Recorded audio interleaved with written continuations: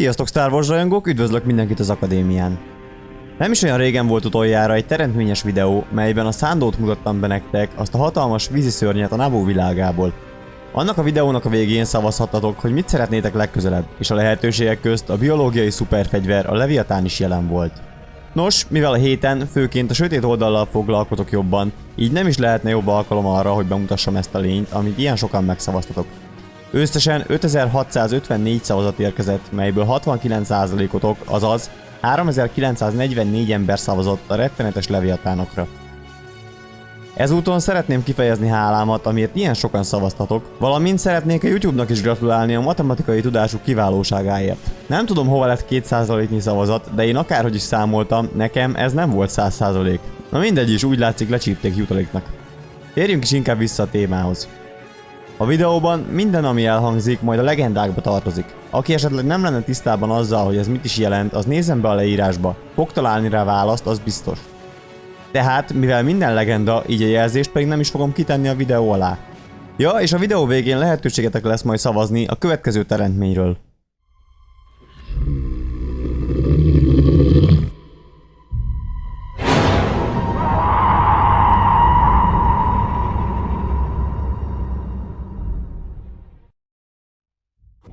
A Leviatánok ősi, biológiailag mesterségesen előállított veszedelmek, amiket a 100 éves sötétség idején szabadítottak a világra elsőnek a sötét jedik. Néhány spekuláció szerint talán maga a Karnes Moore teremtette őket, azonban még ha igaz is lenne ez, akkor is Sorzus Sin neve mellé lettek feltüntetve az ősi krónikákban. A Leviatánok hatalmas, félig intelligens hüllőfélék voltak. Azért lettek megkreálva, hogy a harcmezőkön tomboljanak, mint valami két lábon járó élő szuperfegyver. Feladatuk a pusztításon túl az ellenséges katonák életerejének elszívása és csapdába ejtése volt a hátukon elhelyezkedő hólyagszerű csapdák segítségével. Tojásokból keltek ki, amolyan lárva vagy kígyófélére hasonlítva. Nem volt se kezük, se lábuk, se szemük, sőt, még a hátukról a lélekcsapda is hiányzott ekkor még. Ezek ellenére viszont a Leviatán lárvák ebben az életszakaszban rendkívül agresszívek voltak minden élőlénnyel szemben. Mire felnőttek, hatalmas, több 10 méter magas két lábon járó teremtmények lettek.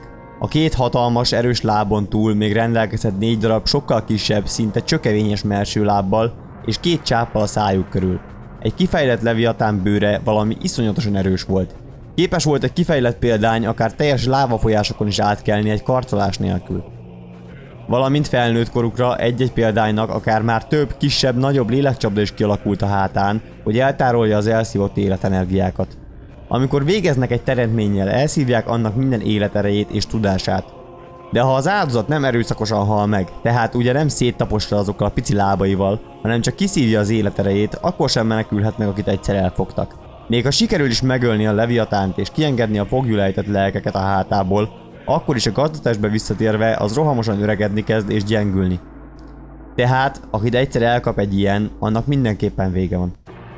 Annak tudatában, hogy a Leviatánok számára ez a táplálékot jelenti, hát nem is meglepő mondjuk. Egy felnőtt példány képes megérezni az erőérzékeny egyedeket a közelében, és ilyenkor elkezdi azokat mentálisan sikolyokkal gyötörni, gyakran erős fejfájással is. Ez egészen addig súlyosbodhat, még nem az áldozat már képes agresszíven viselkedni és akár kárt is tenni magában, csak hogy enyhüljön a kínja. Aranyos pofikájukat 2 hosszabb csáp díszíti, valamint 2 pár szem egymás alatt elhelyezkedve. Továbbá még 4 orrjuka is van hasonló elrendezésben. Na, hát most mondja valaki, hogy nem aranyosak. És úgy gondolod, hogy ez még kevés? Nos, akkor van egy jó hírem a számodra. Képesek tüzet is köpni. Hát, kell még valami a rossz hírnévhez? Eredetileg a Korbosz világából származtatják őket, de ez egy igencsak bizonytalan lábakon álló teória. Viszont az biztos, hogy a korboszi Leviatán bőre lilás színű, míg a Cash világában felfedezetteké inkább olyan kékes-zöld árnyalatú. Meddig él egy ilyen fenevad? Nos, nem tudni pontosan. Annyi bizonyos, hogy képes akár több ezer évre is hibernálódni egészen addig, míg egy lehetséges préda arra nem téved. Bőre viszont hiába olyan erős, a fénykardoknak nem tud ellenállni. Legalábbis, ha sokszor csapnak vele egy helyre, vagy ha nyugton van, még lassan átégetik a bőrét, akkor lehetséges megölni vele. Akárhogy is, hatalmas méretei miatt előnnyel indul szinte minden harcban. Legyőzésükre az alábbi módszerek ismertek. Gyengének bizonyulnak az egy pontra koncentrált turbolézer ágyukból leadott sorozatok ellen, valamint az erővillámok ellen is. Tehát, mint sok más élőlény, ők is képesek áramütéstől meghalni. Hatalmas, terebélyes megjelenésük ellenére a leviatánok iszonyatosan gyorsak, képesek az áldozataikat utolérni és elpusztítani a legtöbb esetben gond nélkül. Amikor sikerül egy áldozatot elfognia, akkor megragadja azt a csápjaival. A hátán lévő csapdák elkezdenek rezonálni és világos kéken felragyogni. És ezután elnyeli az áldozat életerejét és tudását. Nagyjából lényegtelen, hogy az áldozat humanoid vagy nem emberszerű idegen faj, az eredmény ugyanaz. A tudáshoz, amit elszív, hozzáférése van annak, aki irányítja a fenevadakat. Ha pedig esetleg egy másik nem értelmes lény támadna rá, ami mondjuk elég nagy és erős, hogy megtegye ezt, az ellen is képes harcba szállni hatalmas tömegű testével, fogaival és karmaival. Persze, mint említettem, ugye félig értelmes fajnak tekinthetőek, azonban a tudatuk nagyon alapvető és minimális, ezért inkább csak egy butácskább szolgálatnak tekinteném őket. Akárhány lényt vagy bármit is faltak fel, értelmes kommunikáció nem jött ki belőlük soha, csak üvöltésekkel és morgásokkal kommunikáltak mindig. Egy sötét Jedi, gróf Remulus Dreipa egy Sith amulet segítségével irányította közvetlenül ezeket a lényeket. A korboszi leviatánok 1000 éves hibernációba süllyedtek, miután véget ért a 100 éves sötétség. Bár, hogy ez miért 1000 éves, azt nem tudom. Szerintem igazából addig alszanak, amíg nagyobb tömegű prédát nem érzékelnek a közelükben. A legendák szerint a történelemben számtalanszor feltűntek a sziteknek ezek a rettenetes kreálmányai, de én ezek közül most az elkészítés utáni első neves eseményben való szerepüket, azaz a 100 éves sötétségként megismert háborút tatnám be. Igaz, hogy a Sith teremtmények közé sorolják be őket, de igazából sokkal helyesebb lenne azt mondani rájuk, hogy a sötét Jedik teremtményei.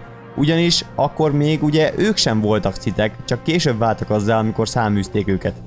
Ettől függetlenül viszont Sith teremtményekként hivatkoznak rá mindenhol. Sorzus Sin, a Vizsító, a Cammogó és a Veremi Rém fantázia nevű szörnyeken végzett kísérletei után jutott el a leviatánok megteremtéséig. Később a teremtést tökéletesre fejlesztette immár Sithként és megteremtette kedvencét Crespacult, az örökké éhest. Főként a 100 éves sötétség vége felé sikerült nekik eljutni arra a szintre, hogy meg tudják teremteni ezeket a retteneteket, és hát szinte majdnem sikerült is megfordítaniuk a háború kimenetelét. Azonban csak majdnem. Végül aztán a háború elveszett, a korboszon maradt leviatánok pedig elaludtak.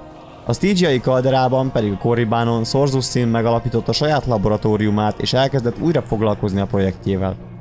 Később a legendákban még jó párszor lehet velük találkozni. Remulus Dreipa báró használta őket vendettájához a Jedik ellen, ugye?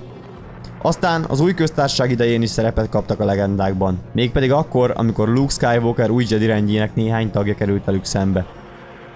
A legendák hagyaték részében pedig felhasználták ezt a fajt a Mon Calamari nép otthonában, amikor elhatározták, hogy a teljes fajt kiírtják. Igaz, ez már Yavin után 130 évvel volt, és bizony nagyon-nagyon-nagyon legenda. Egy alfaja ismert, ez pedig a tengeri leviatán, de annyira sok mindenben eltér, hogy róla majd inkább egy teljes videó lesz egyszer szerintem. Nos, kedves rajongók, ennyi lett volna a leviatán ismertetése. Azt sajnos nem tudni, hogy milyen teremtményen kísérleteztek, hogy ez lett belőle, de mindenképp hátborzongató egy bestiának tűnik. Érdekelne a véleményetek, hogy ti mit gondoltok erről a fenevadról. Vajon van nála jobb háborús eszköz? Megnéztem volna a klónok háborújában, hogy valahol találnak egy ilyen szunnyadó óriást. Hasonlatosan ugye az Iló sárkány esetéhez. Hát biztos érdekes lett volna. Nos, már csak egy apróság maradt. Szavazzátok meg kérlek, hogy melyik teremtmény legyen a következő, amit bemutatok majd nektek. Talán esetleg a Dianogát szeretnétek, akit már nagyon régóta szavazásban tartok. Esetleg legyen akkor a tengeri leviatán, amit a videó végén említettem? Vagy inkább a Sithek egy másik teremtménye, a rettenetes teremtatek érdekelne titeket? Nos, várom a szavazataitokat. Döntsétek el hát ti, hogy mi legyen a következő.